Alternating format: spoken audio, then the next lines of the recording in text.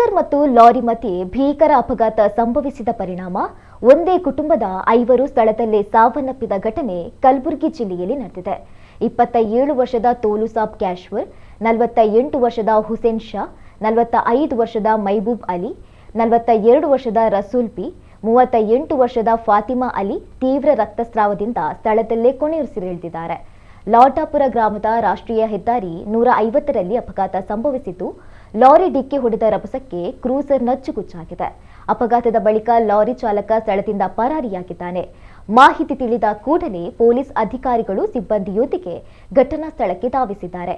ಪರಿಶೀಲನೆ ನಡೆಸಿ ನಜ್ಜುಗುಜ್ಜಾದ ವಾಹನದಿಂದ ಮೃತದೇಹವನ್ನು ಹೊರತೆಗೆದಿದ್ದು, ಸದ್ಯ ಪೊಲೀಸರು ಈ ಬಗ್ಗೆ ಪ್ರಕರಣವನ್ನು ದಾಖಲಿಸಿಕೊಂಡಿದ್ದಾರೆ.